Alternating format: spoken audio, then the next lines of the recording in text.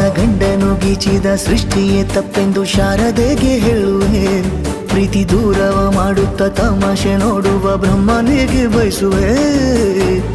ಏಳೇಳು ಜನ್ಮಕ್ಕೂ ನೀನೆ ನಂಗೆ ಬೇಕೆಂದು ಕಾಡಿಬೇಡಿ ವರವ ಪಡೆವೆ ನಾನು.